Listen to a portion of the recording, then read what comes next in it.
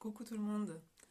Alors aujourd'hui je voulais vous faire une vidéo sur un thème de cartes en fait, parce que il y a des thèmes comme ça dans les cartes qui, pour chacune d'entre nous, qui nous sont chers, qui surgissent, qui nous parlent à l'intérieur de nous. Et moi aujourd'hui je voulais parler des corps qui flottent à la surface de l'eau dans les cartes. Voilà, c'est ce type de représentation. On n'en trouve pas beaucoup en fait dans les oracles, les tarots, enfin bon, dans les tarots on n'en trouve quasiment pas. Et dans les oracles, pas énormément non plus, mais c'est une représentation quand même qui nous suit depuis un certain temps et qui, enfin moi personnellement, vient me parler. Ça fait un moment que cette représentation-là vient me toucher. Et en fait, dans les jeux, souvent, c'est soit on voit des choses qui se passent au-dessus de la surface de l'eau. D'ailleurs, il y a notamment près des eaux beaucoup de représentations avec la thématique du miroir, le fait de se regarder, qui renvoie au mythe de Narcisse notamment. Et puis, on a aussi beaucoup de choses sous l'eau, de représentation des mondes comme ça, souterrains, etc. Mais peu finalement sur cette thématique de surface, d'entre les deux. Donc c'est ce dont je voulais parler aujourd'hui. Alors j'ai pris des petites notes pour me souvenir un peu de tout ce que je voulais dire, parce que voilà, et puis je reviendrai aussi sur les tarots Marseille Waite, celui de Marseille et celui du Rider Waite, parce que bon, pour nous ici, c'est un peu les plus connus au départ. Après, il y a tous les tarots contemporains, etc. Mais voir comment l'eau est représentée, mais finalement, en fait, elle est peu représentée sur les cartes en tant que telle. Un peu plus dans le Rider. Mais elle est plutôt suggérée en fait à travers la coupe et l'élément de l'eau du coup qu'on a déduit de ces représentations. Donc on en reparlera. En fait, je voulais partir de ma propre expérience, comme pour tout. Ces images en fait me touchent depuis que je les ai vues en représentation il y a plusieurs années. Alors certainement que vous connaissez cette image. Donc voilà, donc moi c'est peut-être au collège ou au lycée, dans un bouquin notamment de littérature, que j'ai vu cette image avant même de m'intéresser aux cartes.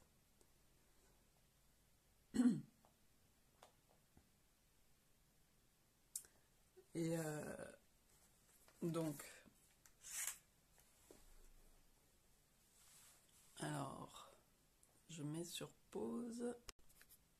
Voilà, donc j'avais cette image en tête, enfin, même à l'intérieur de moi plutôt, elle était vraiment présente viscéralement, je pense. Et l'eau, en plus, c'est un élément important pour moi. J'ai fait quand même un peu de natation, tout ça. Enfin, voilà, ça a toujours été quelque chose d'important. Il n'y a que dans un bain que je peux vraiment me relaxer. Et c'est pour ça aussi que j'ai appelé teint, eau, main, carte, parce que ça fait partie des éléments qui est très très important pour moi. Et en fait, donc ça c'est une représentation que je vous ai montrée d'Ophélie. L'Ophélie de la pièce de Shakespeare d'Hamlet. Et ça a été fait par John Everett Millet en 1850. Donc c'est un tableau qui est devenu très très connu. Et en fait, c'est un moment où donc il y a beaucoup de thèmes comme ça qui sont revenus. Et il y a eu tout ce thème sur Ophélie, ce personnage donc qui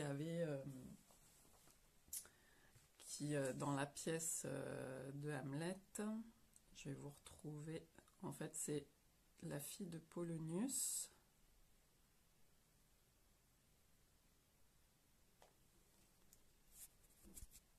Voilà, et la sœur de Laerte. Elle sombre dans la folie et meurt par accident ou par suicide lorsque Hamlet, son amant qui l'a délaissé, assassine son père. Sa mort est relatée par la reine dans la scène 7 de l'acte 4. Donc je vais vous lire juste ce passage de la reine. Au-dessus du ruisseau, père penche un saule. Il reflète dans la vitre des eaux ses feuilles d'argent. Et elle les tressait en d'étranges guirlandes avec l'ortie, avec le bouton d'or, avec la marguerite et la longue fleur pourpre, que les hardis bergers nomment d'un nom obscène, mais que la chaste vierge appelle doigt des morts. Oh, voulut-elle alors aux branches qui pendaient grimper pour attacher sa couronne florale? Un des rameaux perfides se rompit, et elle et ses trophées agrestes sont tombés dans le ruisseau en pleurs. Sa robe s'étendit, et telle une sirène, un moment la soutint, tandis qu'elle chantait des bribes de vieux airs, comme insensible à sa détresse, ou comme un être fait pour cette vie de l'eau. Mais que pouvait durer ce moment? Alourdis par ce qu'ils avaient bu, ses vêtements prirent au chant mélodieux l'infortuné, ils l'ont donné à sa fangeuse mort. Donc vous voyez déjà là, il se dégage pas mal de thèmes de ce passage, et notamment des thèmes païens, hein. Et ça on va y revenir. Mais donc du coup, donc c'est en 1850, à la moitié du 19e, que ce personnage de Shakespeare est repris. Et il y a ça a donné plein de choses au niveau art officiel, au niveau de la poésie aussi. Donc on a Rimbaud. D'ailleurs j'ai je vais peut-être vous lire un petit passage.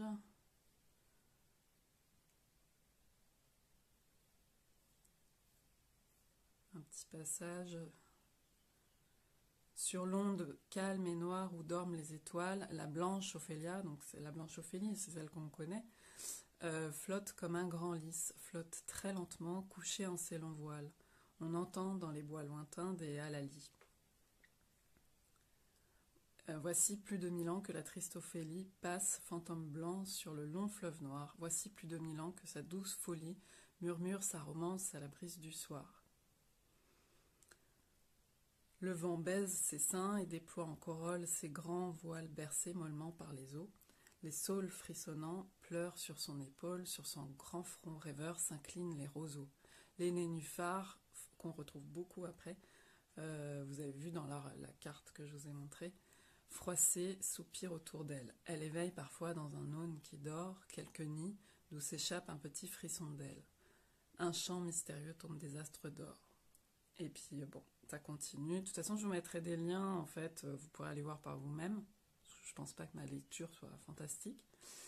Et donc on a aussi Apollinaire dans Alcool, la chanson du mal-aimé, qui a repris ce thème.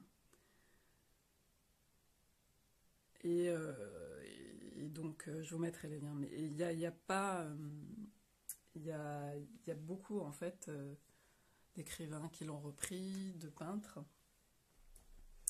Et même Gaston Bachelard, qui a beaucoup travaillé sur l'eau, le philosophe Gaston Bachelard, a parlé d'ophélisation. Donc voilà, c'est un grand thème. Et donc c'était présent chez moi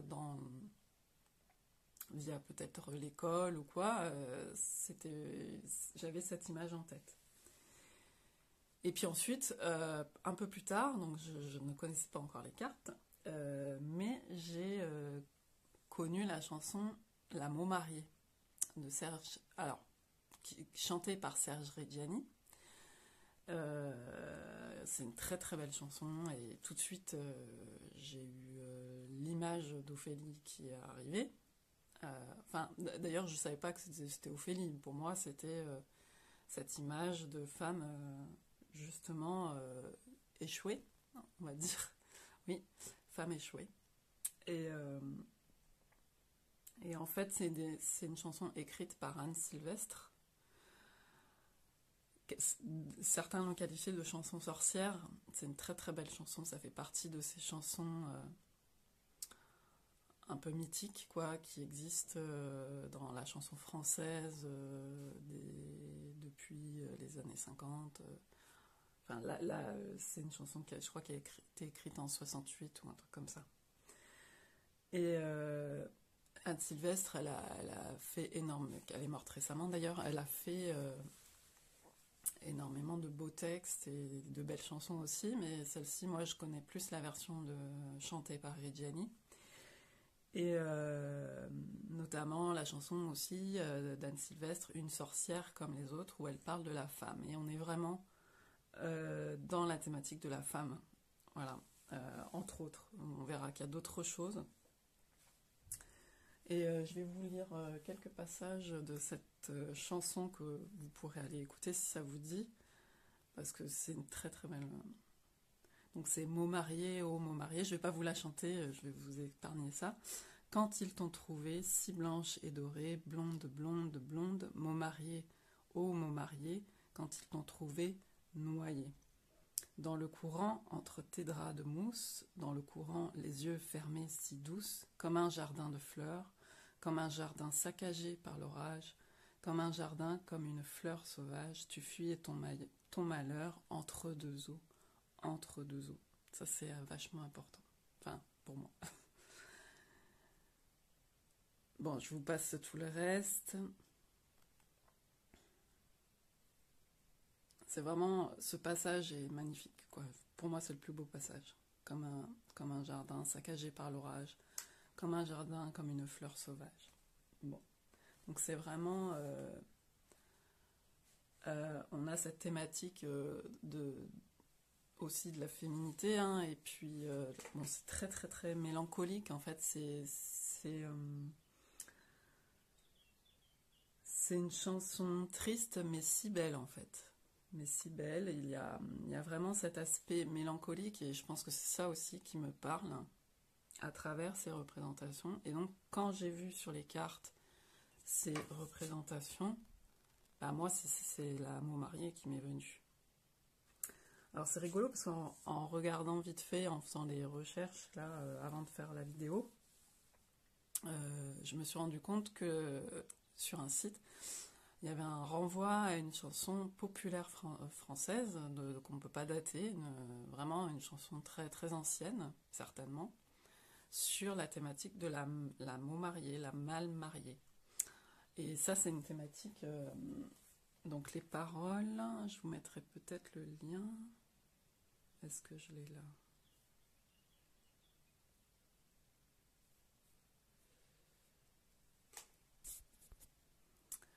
Oui, c'est marrant, en fait, c'est la mot mariée vengée par son frère, c'est une chanson. Et en fait, elle fait penser à ces thèmes qu'on avait depuis longtemps avec Barbe Bleue, la femme de Barbe Bleue. La femme qui monte dans la tour, la femme de la tour, la femme enfermée dans la tour, qu'on retrouve dans énormément de contes. On retrouve ce thème aussi chez l'histoire de Sainte Rita. Sainte Rita, mal mariée, etc. En fait, voilà, c'est quelque chose qui fait partie de notre expérience vécue, etc. depuis longtemps, et du coup de l'imaginaire et des représentations. Donc voilà pour expliquer brièvement comment ça m'a parlé au départ et pourquoi. Donc c'est le début de l'exploration de à quoi ça parle, qu'est-ce que ça touche à l'intérieur. Donc après, je vais m'axer sur les thématiques dans ces images.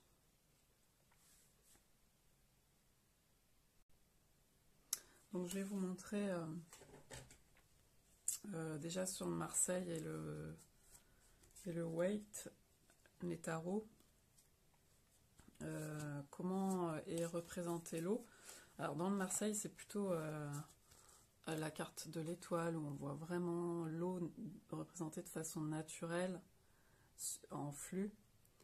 Je crois que je vais me mettre, je vais faire un montage et je vais me mettre sur la table, ce sera mieux pour montrer les cartes.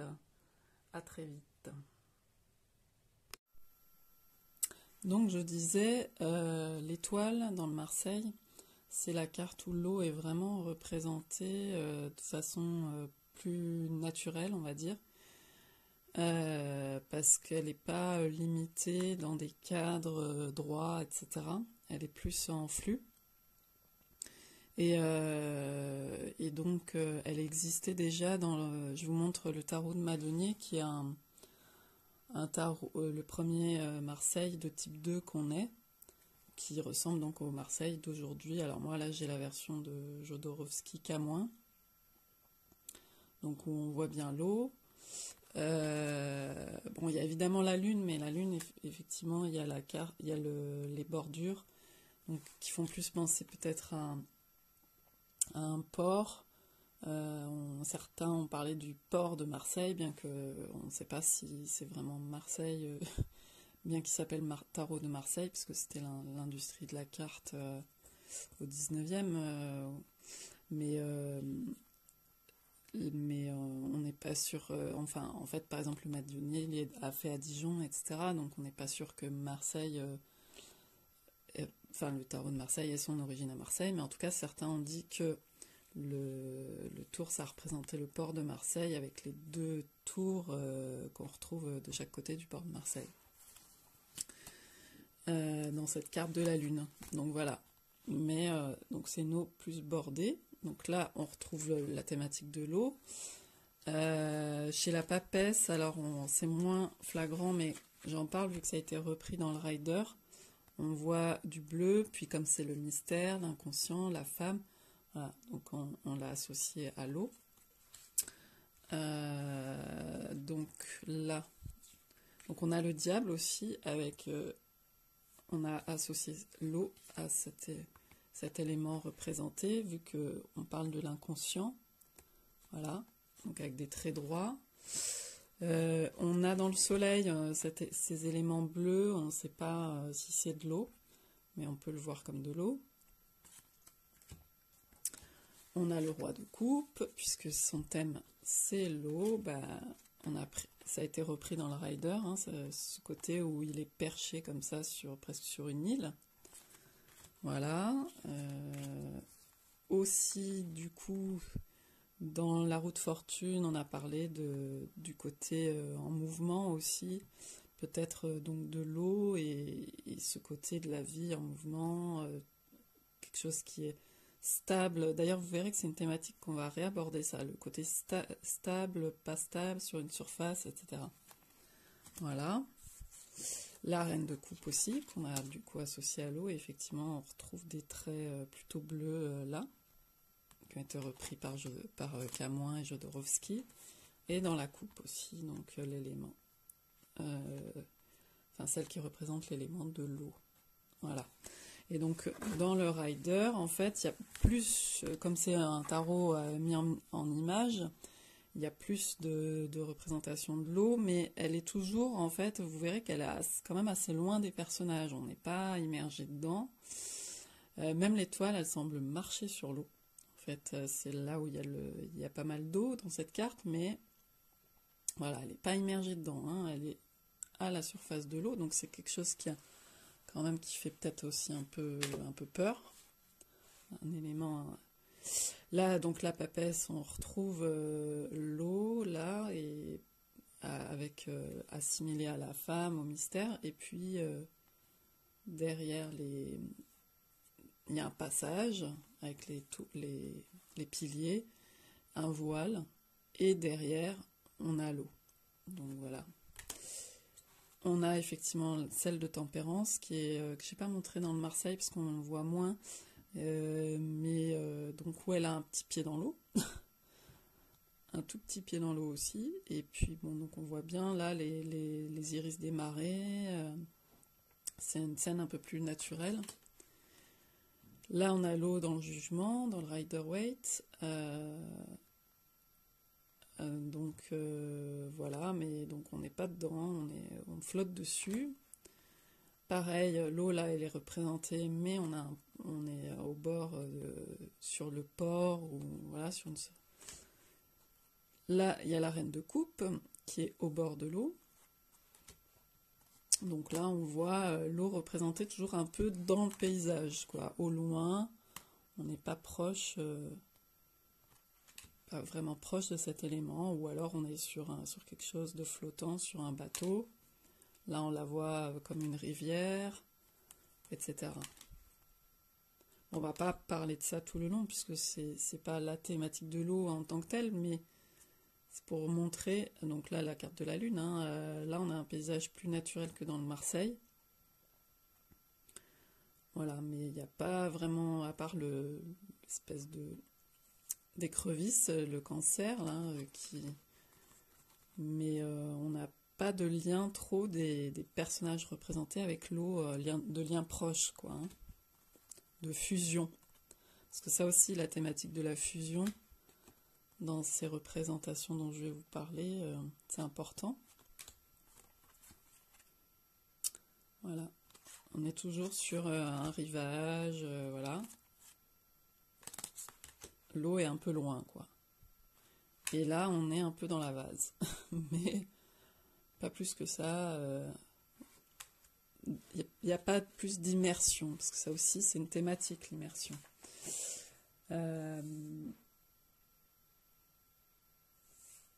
Alors, du coup, moi, dans mon expérience, je voulais juste évoquer ça. J'ai eu aussi la thématique de l'étoile qui est venue cette thématique-là, en fait, de flottaison sur l'eau, qui est venue avec en méditation, j'ai vu l'étoile.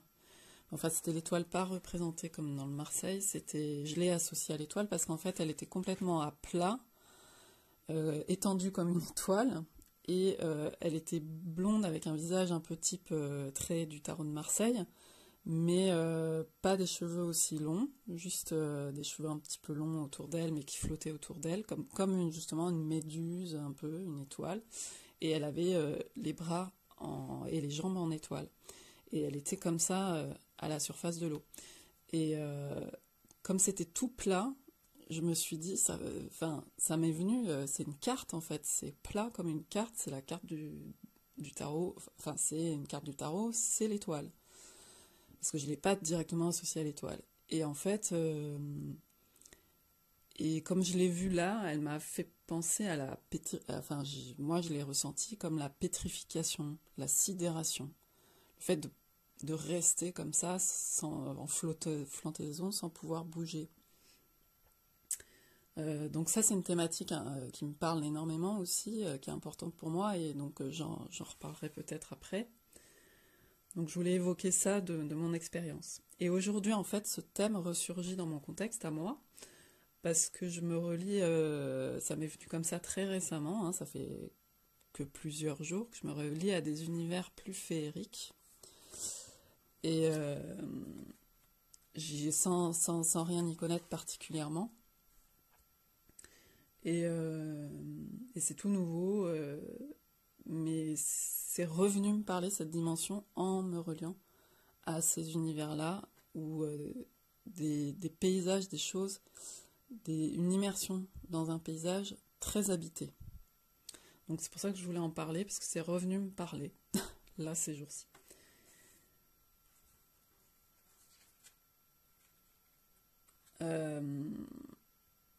Alors, pour revenir à la thématique relancée dans l'art officiel, avec l'Ophélie du 19e, là dont je parlais, avec la représentation de Millet, en fait, ce que je disais un peu tout à l'heure, ça a fait ressurgir dans la culture des élites des thèmes païens. Ressurgir, c'est le cas de le dire, puisqu'on parle de surface aussi.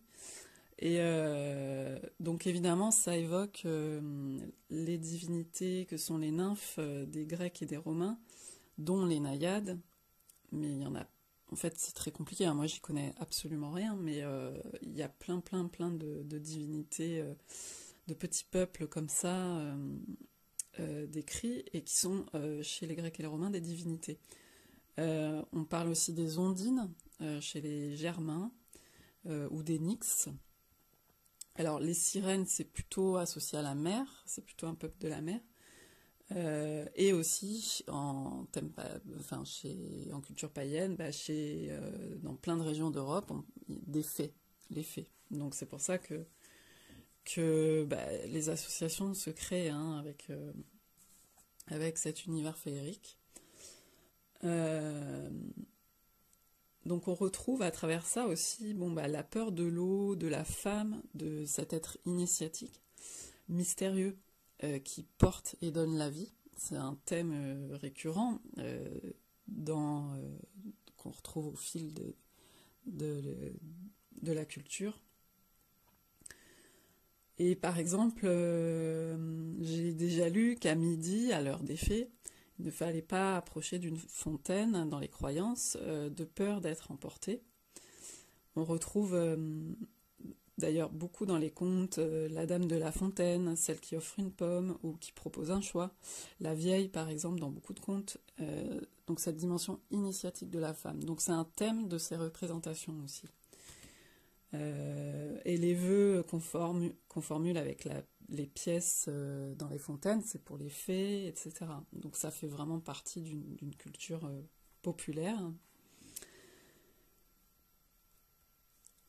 Alors, il y a quelques éléments que je connais comme ça, parce qu'ils sont dans ma culture, je baigne dedans, on pourrait dire. J'ai vu des choses passer en lisant, mais je connais pas spécifiquement tout ça. Donc, si vous avez des choses que vous souhaitez partager, des références, n'hésitez pas.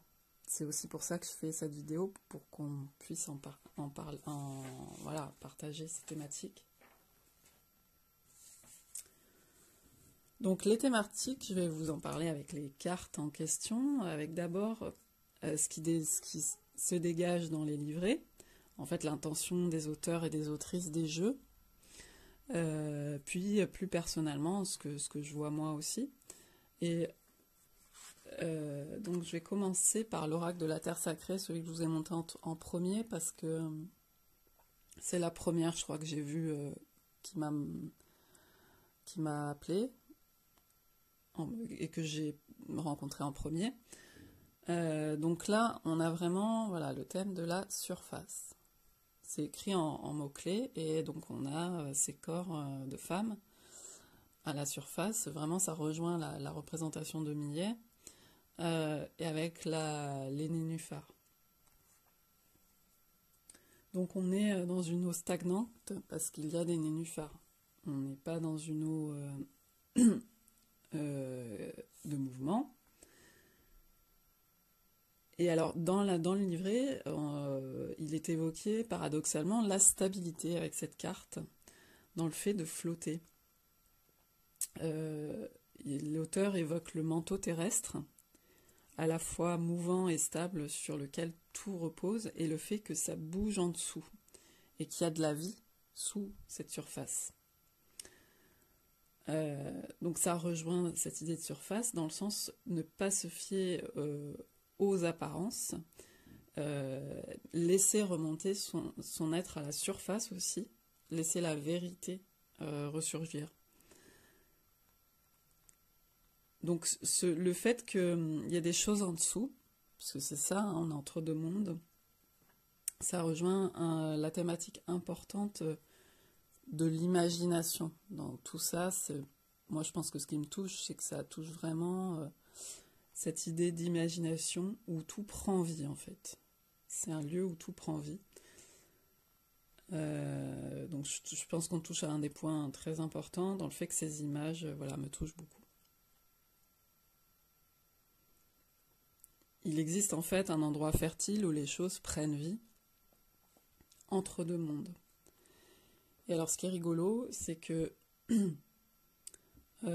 du coup, de parler de cet entre-deux, ça me renvoie à la notion de bordure, de border en anglais, donc de frontière.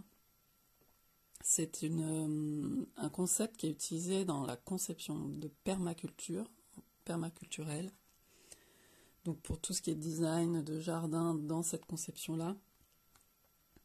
Et en fait, la thématique, on dit dans ces cas-là de privilégier les bordures, les borders en anglais, parce que ce sont des lieux très fertiles. Parce qu'en fait, c'est la rencontre de deux milieux. Donc nous avons le milieu aquatique et celui de l'air au-dessus, voire de la terre quand on est en bord de rivage. Et donc en fait, on a les espèces qui sont liées à ces milieux différents. Donc on a les espèces aquatiques, on a les espèces de l'air, plus des espèces liées à la spécificité de ces milieux de rencontre. Donc c'est des lieux multiples. Et donc, quand on pense à toute cette multiplicité d'espèces et tout, évidemment, on pense aux fées aussi. Aux fées dans la dimension invisible. Donc voilà, pourquoi quand on fait le design d'un jardin, une conception permaculturelle, on pousse la vie. L'idée, c'est de pousser la vie au maximum et de la fertilité, tout ce qui va nourrir la biodiversité, le lieu. Et donc, on dit de privilégier les bordures, la rencontre de tous ces milieux différents. Donc, ça nous renvoie aussi à la thématique en fait de l'habitat. L'eau est habitée à la surface et pas seulement dessous. On en reparlera plus tard, mais évidemment à la grande thématique de la nature. Donc on en reparlera aussi de la fusion, de l'immersion. Tout ça, ça rejoint la nature, le tout.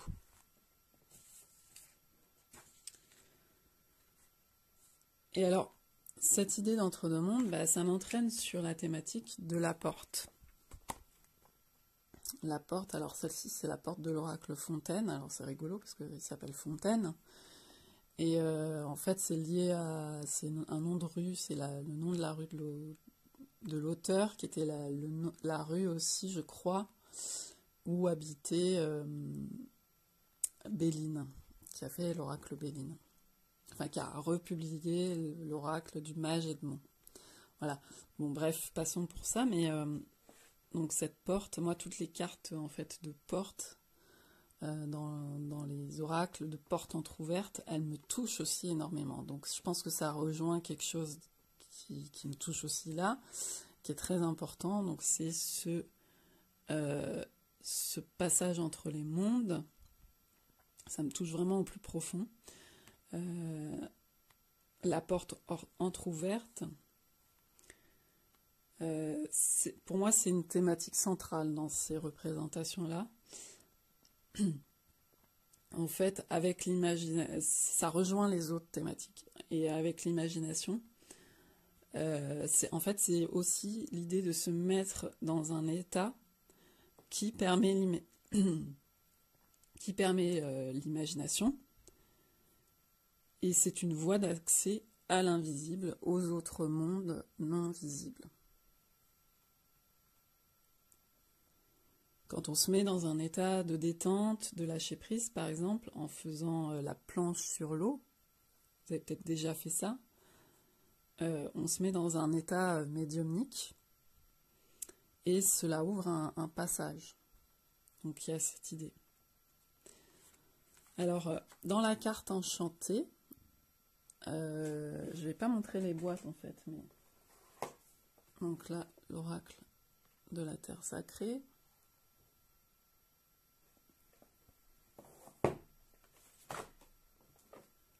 La carte enchantée. Donc on a l'étang sacré. Alors, on voit pas très très bien, j'ai pas énormément de lumière. Mais on voit une femme, une jeune fille qui flotte à la surface, et puis comme c'est très fantomatique comme ambiance, et il y a de la brume, il y a comme des petites étoiles, comme des petites lucioles. Et là aussi, on retrouve les fleurs qui flottent, etc.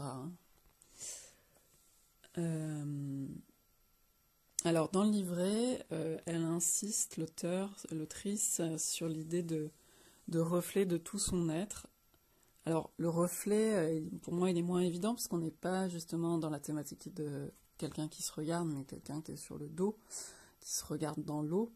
Parce que dans d'autres cartes, on retrouve cette thématique de miroir, de narcisse, etc.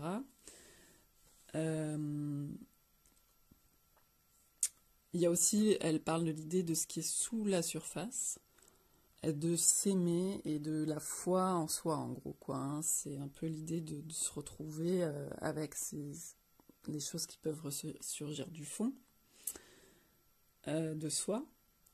Bon, moi, évidemment, quand je vois étang sacré, quand je vois cette ambiance, je pense aussi à la purification, à la magie qui est à l'œuvre, et à cette ambiance fantomatique spécifique, quoi, qui éveille, comme toujours, qui éveille l'imaginaire, quoi. Alors, dans le Dulac Tarot, dans le tarot Edmond Dulac, c'est un tarot très spécial, qui est très très habité.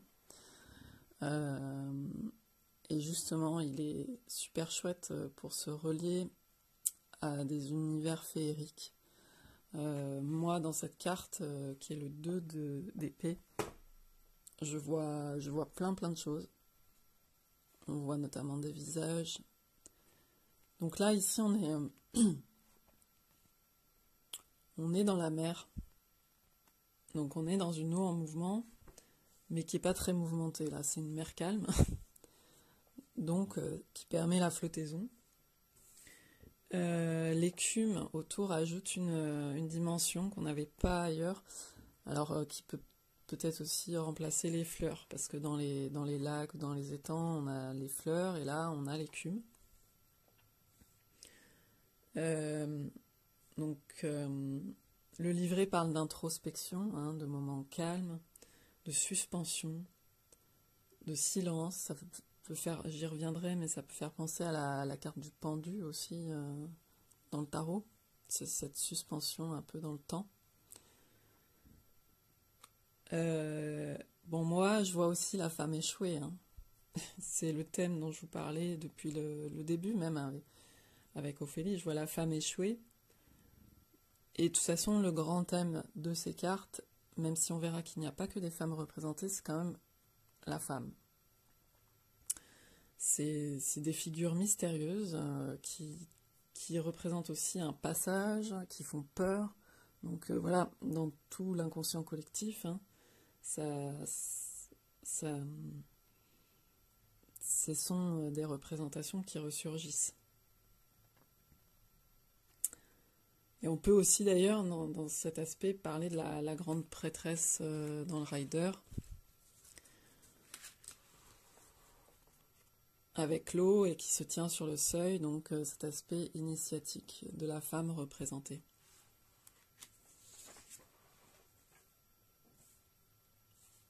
Alors, dans le Osho Tarot, alors je monte la boîte. Alors, on a l'idée suivre le courant, donc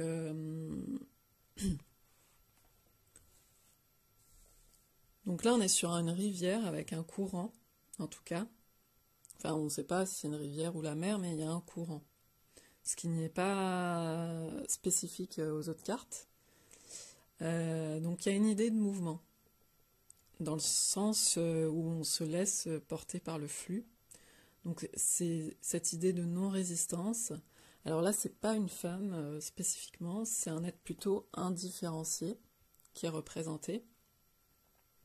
Et ça rejoint en fait l'idée aussi de confiance dans ce qui est dit sur la carte et de se fondre justement, d'où cette...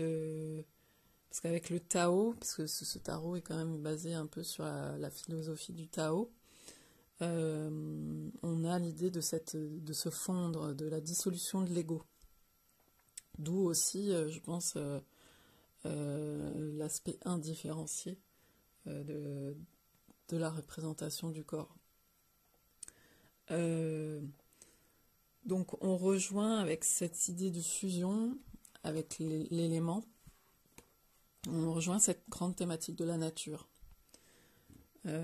tout est entremêlé. Et justement, donc avec les cartes des esprits de la nature,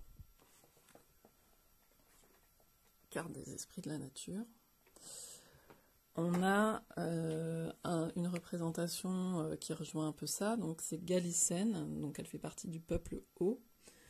Là on a une rivière aussi en mouvement.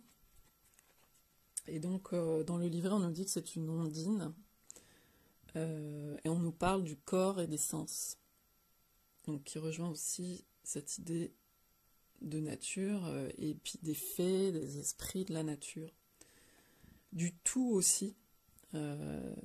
Donc le fait de se fondre, c'est aussi se diluer, ne faire plus qu'un. Voilà. Et alors enfin, dans toutes les représentations que j'ai un peu pu trouver dans les jeux que j'ai, le Mariel Tarot. Alors c'est le plus spécifique, on va dire, puisqu'on a donc le roi de coupe, et on a un homme, et c'est même Poséidon, donc c'est même un dieu. C'est le seul homme vraiment représenté du coup. Et c'est particulier parce qu'en fait, dans cette image, déjà, bon, Poséidon, on l'assimile plutôt à la mer, même si c'est le dieu de la mer et des rivières. Donc, je trouve quand même au départ étrange de le trouver là, même si c'est pas illogique non plus. On le voit plus dans les représentations, dans la mer, etc. Et puis, en fait, il y a le mouvement, parce que comme on sait que c'est un être quand même qui est peut-être un palais sous l'eau, etc., ben là, il remonte, en fait, il fait un mouvement de remonter à la surface. Donc c'est intéressant, parce que c'est autre chose qui est dit à travers cette carte que les autres représentations. Donc il émerge, en fait, il vient des profondeurs. Et donc on a des lotus bleus qu'on peut retrouver sur le Nil, par exemple, des fleurs très particulières. Et les lotus bleus peuvent, avec cette fleur, cette plante, on a l'idée de vision. C'est une plante qui aide à la vision. On a l'idée de détente aussi, et de poison aussi, et donc de passage dans un autre état de conscience, d'un état modifié. Alors on est quand même dans une eau calme du coup, et c'est marrant parce que cette carte elle me fait penser, enfin pour moi il y a quand même, pourtant c'est Poséidon, mais une idée de vulnérabilité. Je trouve que aussi il y a la thématique de la flottaison avec le lotus bleu, cet état modifié de conscience, ça renvoie à cette idée d'absence de gravité, comme on peut voyager dans un monde où il n'y a pas de gravité. Donc voilà. Donc dans toutes ces images, et à commencer par Ophélie, on a bien sûr quand même la thématique de la mort qui est présente, qui est sous-jacente. Elle est convoquée, le calme, la quiétude, la grâce aussi, un autre monde, un autre état, ce dont je parlais là. Je parlais de la porte aussi. C'est rigolo parce que j'en ai rêvé l'autre jour de ce passage. Il avait une autre forme. Et dans mon quotidien, c'est la porte de ma cuisine qui représente ça. Parce que j'ai tout de suite accès, quand je l'ouvre, enfin déjà quand je vois à travers, parce qu'il y a une vitre, je vois un autre monde que l'intérieur plus artificiel. Je vois un monde très naturel. Et puis quand je l'ouvre, j'ai tout de suite accès à la terre, à un monde forestier. Donc pour moi, dans mon quotidien, c'est ça. Et alors évidemment, dans toutes ces représentations, on a l'eau, on a l'inconscient, grande thématique. L'idée aussi de laisser remonter à la surface, donc en eau calme, et par contre en eau plus mouvementée, donc c'est suivre le mouvement en présence de flux, quoi. Donc il y a quand même l'idée de se laisser porter. Et cela, en fait, tout ça, je pense que ce qui me touche aussi, c'est que ça fait remonter très loin. Alors j'ai un ascendant cancer, entre parenthèses, et ça fait remonter au bain, ça fait penser au bain des eaux primordiales. Alors quand peut-être aussi donc les éléments de vie de ce monde se laissaient porter ainsi dans les eaux primordiales. Il y a comme une idée aussi de calmer l'inconscient, le mystérieux, ce qui est en dessous, ce qui nous fait peur, et de le voir peut-être non agissant. Même si on parle de remontée, il y a aussi cette idée-là quand même, je trouve, de non agissant.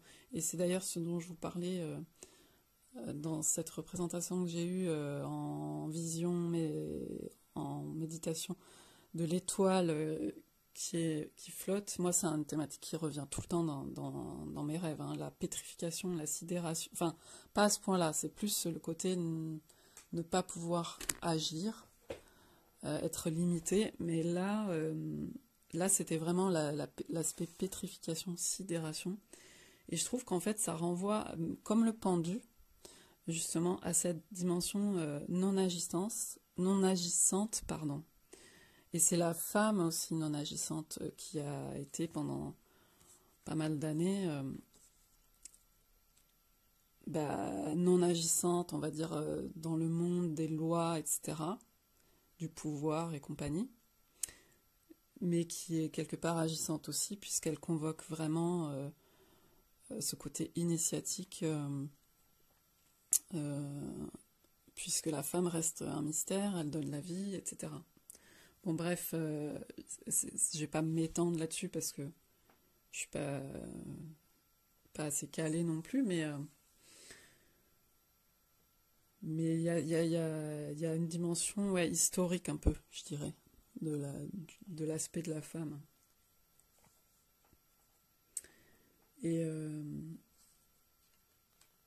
d'ailleurs, en fait, là-dessus, sur l'histoire de non-agissant, on a un peu une opposition, un oxymore, quoi, avec Poséidon, le côté pouvoir, etc., et le lotus bleu qui peut enlever le côté qui peut enlever le côté de pouvoir, on va dire, de ce monde, quoi. Enfin, on passe dans un autre état. Bon, voilà, en gros, j'ai fait le tour. Évidemment, il y aurait des tonnes de choses à dire, mais je ne vais pas non plus en parler pendant des heures. Mais si ça vous intéresse, que vous avez des expériences, des références en lien avec ça, moi, ça m'intéresse. Donc, n'hésitez pas à commenter, à me faire un message. Voilà. Je vous dis à bientôt.